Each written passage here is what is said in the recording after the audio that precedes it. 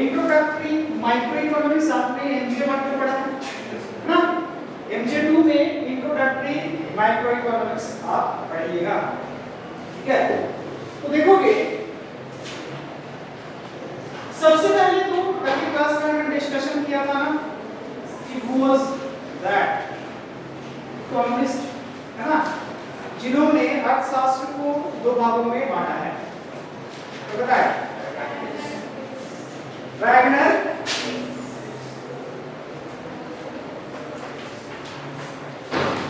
ना, Wagner fish ने कब 1933 में इकोनॉमिक्स को दो ब्रांचेस में, दो शाखाओं में डिवाइड किया था,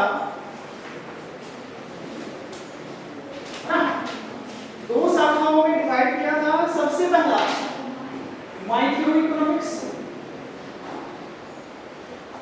माइक्रो को क्या बोलते हैं हिंदी में हम, व्यष्टि अर्थशास्त्र, and the other one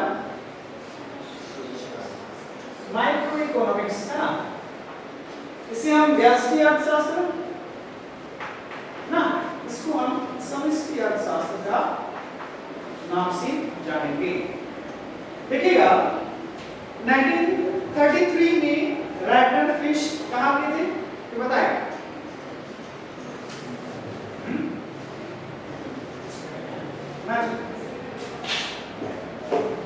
Norway का नाम सुने, नॉर्वे, है ना। ये देखिएगा ये वैगनर फिश थे ना, ये नॉर्वे के एक अर्थशास्त्र के, सामाजिक विज्ञान के एक प्रोफेसर थे, है ना।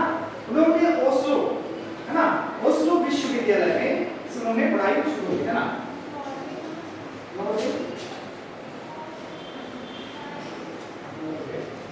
यूरोपियन कंट्रीज, है ना, ठीक है। ये ओस्लो से इन्होंने अपना पढ़ाई कंप्लीट किया था, इतना सबको पता है।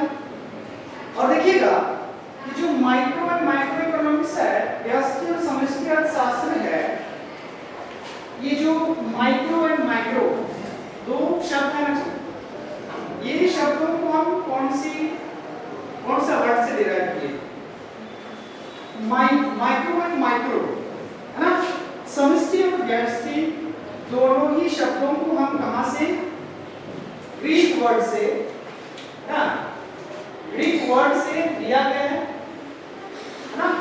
Micro and micro is word is derived from the Greek word, है ना।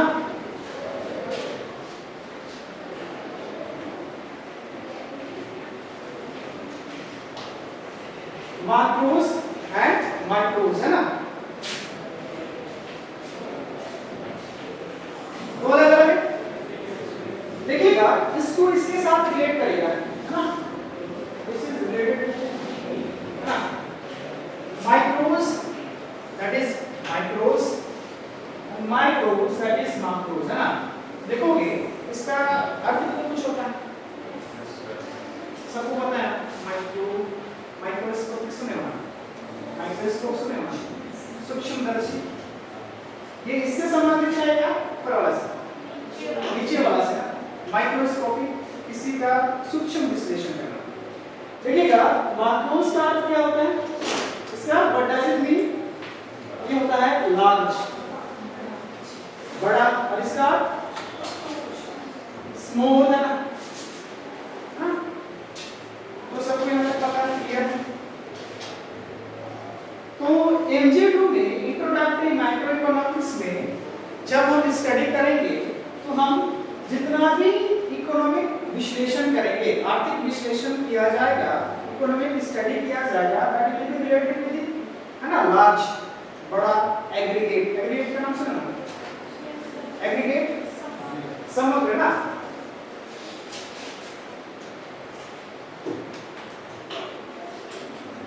एग्रीगेट एंड स्मॉल मतलब यूनिट होता है ना। किसी भी आर्थिक क्रियाओं का यदि एग्रीगेट समग्र विश्लेषण किया जाएगा तो उसे हम माइक्रो इकोनॉमिक्स में शामिल करेंगे, और किसी भी आर्थिक विश्लेषण का व्यक्तिगत या तो इकाई अध्ययन किया जाएगा तो उसे माइक्रो इकोनॉमिक्स में शामिल किया जाएगा। इसको पहले आपने डिस्कशन कर लिया है ना। You have studied all about the micro economics in MJ1। देखिएगा ये जो माइक्रो इकोनॉमिक्स है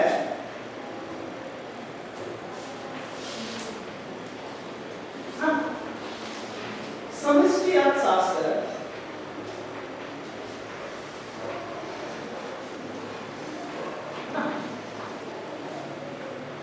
और अधिक पॉपुलर हुआ है ना।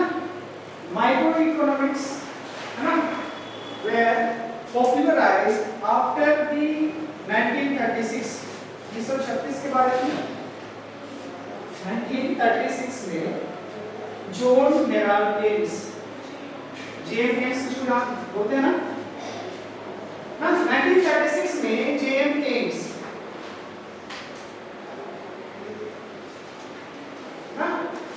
देखिएगा इस ये जो जॉन मेराल्ड केन्स को हम है ना वर्तमान में मॉडर्न इकोनॉमिक्स के नाम से जाना जाता है ना। वहीं से पहले क्लासिकल से इसके बाद जेएम केन्स ने ही अर्थशास्त्र को बराबर हिस्सों में बांटने का काम क्या अर्थात जॉन मेराल्ड केन्स के पहले जितने भी अर्थशास्त्री थे that way known as the classical economist ना प्रतिष्ठित अर्थशास्त्री के नाम से जानते थे। और 1936 के बाद जेएम केन्स आते हैं। देखिएगा शुरू में जेएम केन्स का जो विचारधारा था ना सोचने का जो तरीका था थॉट प्रोसेस था किस प्रकार से किसी आर्थिक चीजों को विश्लेषण करने का जो तरीका था that was all related with the classicals के साथ में था ना। जैसे एडम स्मिथ सोचा करते थे है ना थॉमस माल्थस सोचा करते थे रॉबर्टसन सोचा करते थे उसी प्रकार से इनका भी सिद्धांत चलता था। लेकिन इसका जो विचार है इनकी जो विचार है वह कब चेंज होती है। देखिए 1936 में तो उन्होंने एक आर्टिकल्स अपने बुक पब्लिश किया है ना बुक पब्लिश किया है ना।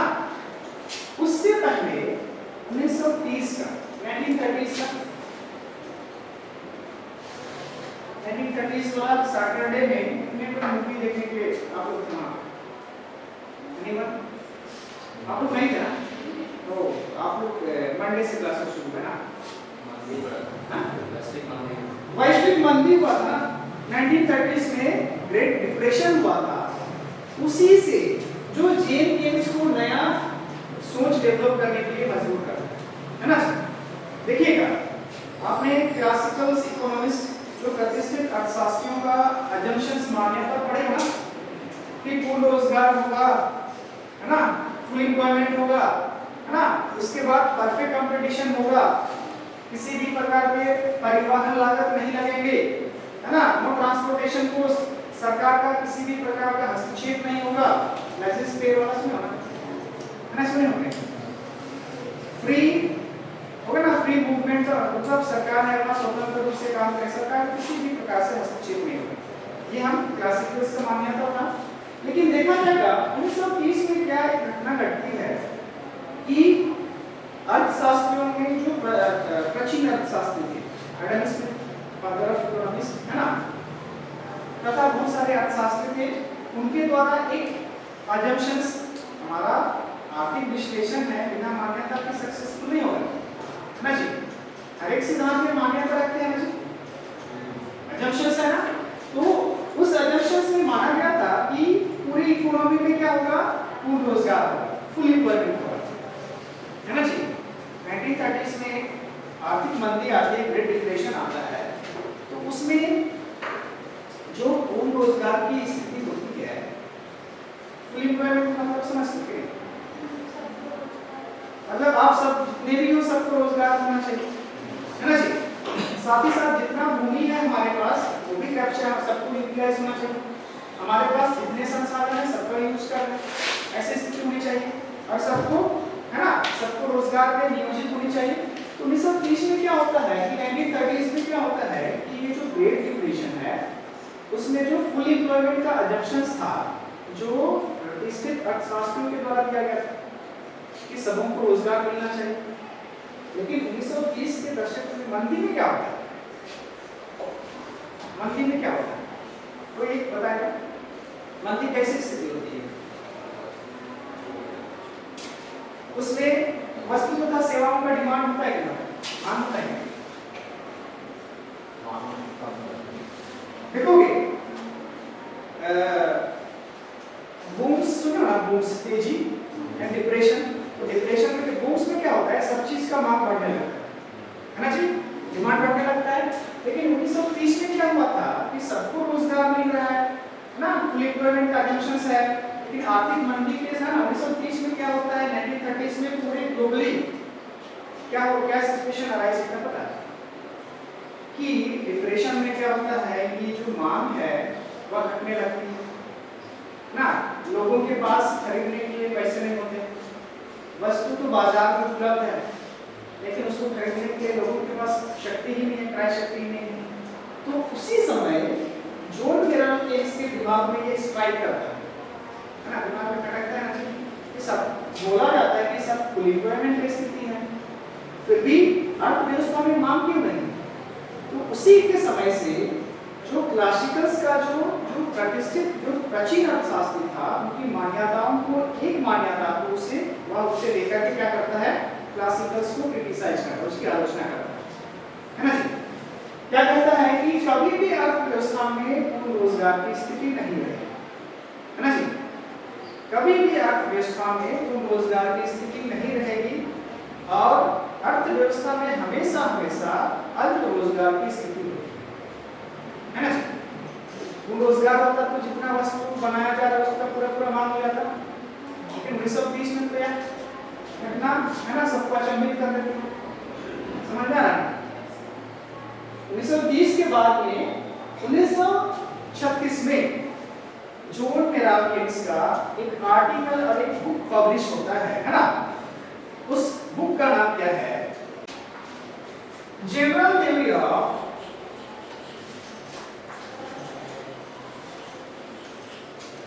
एम्प्लॉयमेंट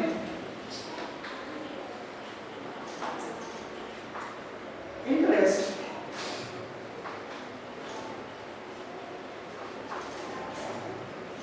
एंड मनी, है ना। General theory of employment interest and money, है ना, जिसका पब्लिशर है ना, जो प्रकाशित कब हुई है 1936 में ना। इसको हिंदी में तो बताओ कैसे? जॉन मेरल केस का है ना सामान्य सिद्धांत किस पे? रोजगार पे, ब्याज तथा मुद्रा पे, है ना। उसका एक सामान्य सिद्धांत है, वह पब्लिश होती है, प्रकाशित कब होती है? 1936 पे। 1936 में पब्लिश इसीलिए होती है क्योंकि 1930 के दशक में ये सारी चीजों को क्या किया था? एनालाइज किया था, उन सारी चीजों को एक्सपीरियंस किया था, ठीक है।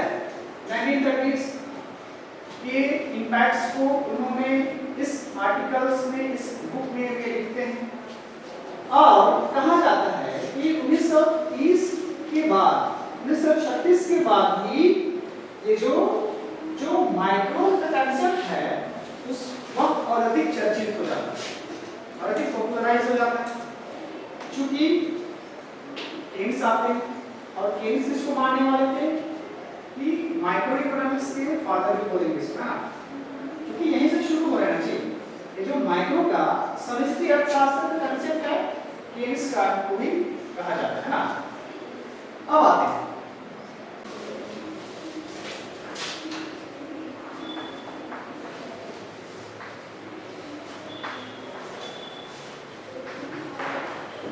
ना, देखिएगा ये क्लासिकल इकोनॉमिस्ट थे ना, प्राचीन अर्थशास्त्री थे जिन्होंने केन्स का जो माइक्रो कंसेप्ट दिया गया था ना उसको सपोर्ट करते हैं। Robert Malthus, Malthusian theory of population की पढ़ोगे आप लोग ना, जनसांख्यिकी का जो सिद्धांत होगा वह माल्थस के द्वारा दिया जाएगा। सबसे पहले इसको पढ़ो। रॉबर्ट माल्थस के बाद नट विक्सल का नाम सुने हो?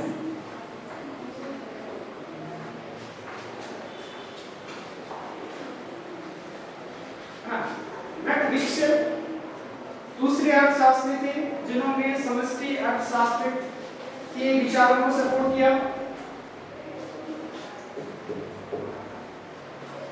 लियो Torvalds.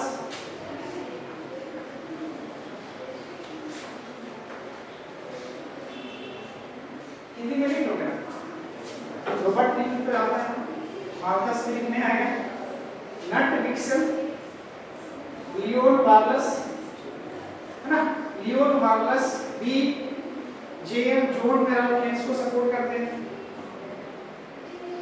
Irwin Fisher,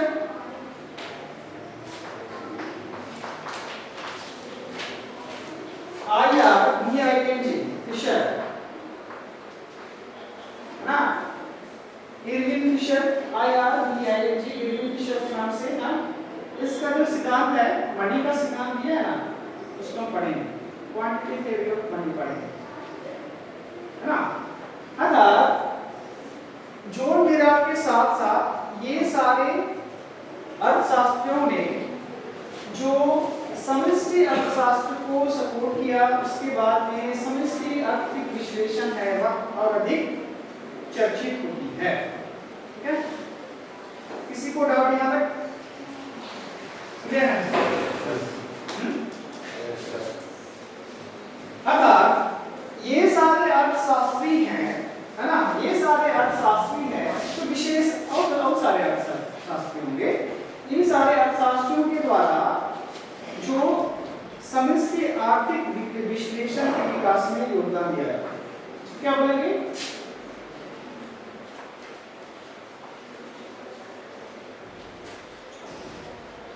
For the development of microeconomic analysis, अर्थात समष्टिगत आर्थिक विश्लेषण के विकास में इन सारे अर्थशास्त्रियों के द्वारा महत्वपूर्ण योगदान है और भूमिका है वह निभाई जाती है। भूलिएगा नहीं, कल पूछेंगे आपको, है ना? ठीक है। तो MJ1 में भी आपने पढ़ा होगा कि difference between micro and macro, व्यष्टि और समष्टि अर्थशास्त्र के बीच में क्या अंतर है आपने पढ़ा। एक तरफ एक व्यक्ति को रख देंगे और एक दूसरी तरफ पूरे समुदाय को रखते हैं, तो दोनों में अंतर है कि नहीं है ना? तो क्या अंतर है? क्या बिना माइक्रो इकोनॉमिक्स, क्या एक व्यक्ति के इधर एक व्यक्ति दूसरी तरफ पूरा समुदाय, एक व्यक्ति के बिना पूरा समुदाय को उसका इमेजिनेशन कर सकते हैं? नहीं कर सकते। अतः एक व्यक्ति का जैसा व्यवहार की प्रवृत्ति होगी, बिहेवियर पैटर्न होगा, सिमिलरिटी एक समुदाय का होगा, नहीं होगा, उसमें सिमिलरिटी हो सकती है। कैसा? एक व्यक्ति से एक व्यक्ति दो चार व्यक्ति को बन के एक समुदाय बनता है, हाँ, तो एग्जैक्टली ऑपोजिट तो नहीं होगा, लेकिन कुछ सिमिलरिटीज होगी ना। आप यूनिट से एग्रीगेट जाते हैं तो आप देखोगे एक बड़ा समुदाय का बिना एक व्यक्ति का तो अनुमान नहीं लगा सकते, उसके इमेजिनेशन नहीं कर सकते, और बिना एक समुदाय का किसी व्यक्ति का अनुमान लगाया जा सकता, दोनों तरीके से।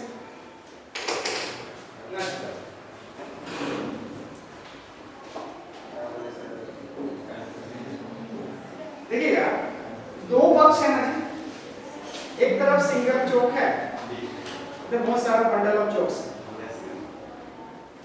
बंडल ऑफ चौक्स को हम कैसे इमेजिन कर सकते हैं? बिना सिंगल चौक्स के इमेजिन कर सकते हैं? सिंगल चौक्स कुल मिला के बंडल ऑफ चौक्स बना।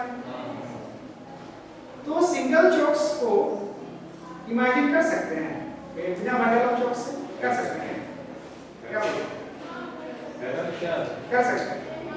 आप बताइएगा कि माइक्रो एंड मैक्रो, व्यष्टि और समष्टि, बिना व्यष्टिगत विश्लेषण के समष्टि विश्लेषण को हम अनुमानित कर सकते हैं? समझ गए थे कि आपको मैं अगर इधर का एक नहीं है तो दूसरा को हम कुछ बोल ही नहीं सकते हैं, दोनों का इधर होना जरूरी है। इंटरडिपेंडेंस, दोनों को आपस में होना, एक दूसरे के होना जरूरी है। यानी कि एक ही गिनती हम लोग नहीं बोल सकते, इसको और भी हो सकता है ना सर? देखोगे इसीलिए समूह कब बनता है, प्रत्येक इंडिविजुअल को मिला के ग्रुप बनता है, लेकिन सिंगल व्यक्ति के का जो व्यवहार का जो प्रवृत्ति होगा तो वही उसके समूह में देखा जा सकता है, उसको हम शामिल करेंगे, है ना? इसको फर्दर क्लैरिफाई कर लेते हैं, है ना? सर जैसे कि आप बोल रहे हैं कि एक लाइट का बिना डार्कनेस का हम उसको डिफाइन नहीं कर सकते, दैट इज वन, है ना? वह एक चीज है कि एक समूह को बिना एक इंडिविजुअल के हम उसको डिफाइन नहीं कर सकते, वन वे ना। एक तरफ से हम कह सकते हैं कि बिना एक सिंगल चोक्स के हम उस group of bundle of chokes को नहीं डिफाइन कर सकते। ये तो क्लियर है बात में, है ना जी? ये हो सकता है, that is the other thing, है ना? एक है वह समूह में आएगा तब ना एक समूह बनेगा, ठीक है? यहाँ पे क्लियर है? तो ये सारा कंसेप्ट आपने सेमेस्टर वन में क्लियर किया होगा कि माइक्रो एंड माइक्रो है, दोनों एक दूसरे के कॉम्प्लीमेंट्री है ना जी? बिना बिना माइक्रो के माइक्रो को हम इमेजिन नहीं कर सकते, इसकी कल्पना हम नहीं कर सकते, और इसका भी तो कुछ इंपॉर्टेंस होगा, तब ना हम छोटा एक व्यक्ति से बहुत सारे व्यक्ति की ओर जा रहे हैं। इसका सिग्निफिकेंस तो हाई, इसका इंपॉर्टेंस हाई है, लेकिन इसके साथ साथ इसका भी तो कुछ महत्व होगा, है ना? इसका भी तो कुछ महत्व होगा, तब नहीं तो हम सिंगल केस स्टडी करके हम कंप्लीट कर देते अपना इलस्ट्रेशन, है ना? अच्छा, समष्टि आर्थिक विश्लेषण की कुछ सिग्निफिकेंस है, विशेषता है, कुछ महत्व है, उसके बारे में हम थोड़ा सा चर्चा करते हैं, है ना? देखिएगा केई गोल्डिंग ने क्या कहा था माइक्रो इकोनॉमिक्स के बारे में, है ना? देखिएगा एक अर्थशास्त्री है जिसका नाम है केई गोल्डिंग, है ना? जिन्होंने माइक्रो इकोनॉमिक्स को क्या कहा इसके बारे में इसको क्लियर कर लेना, है ना? अपने दिमाग में क्लियर कर लेना कि केई गोल्डिंग का क्या उसका मान्यता था।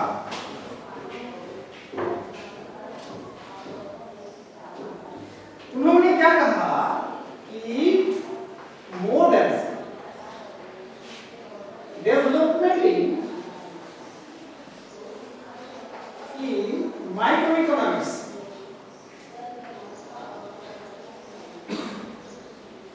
ना, अर्थात समष्टि अर्थशास्त्र में आधुनिक विकास, modern development in micro economics is mostly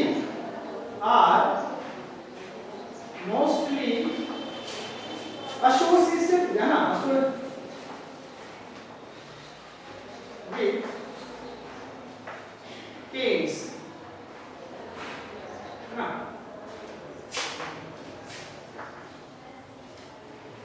केई वर्डिंग में क्या कहा था कि समष्टि आर्थिक विकास में जो आधुनिकतम चेंज हुआ है ना, जितना भी चेंज हुआ है that all are mostly associated with Keynes से संबंधित है ना? समष्टि अर्थशास्त्र में जितना भी विकास हुआ उसमें से अधिक विकास है जिसका संबंध किससे हुआ है? केन्स के साथ।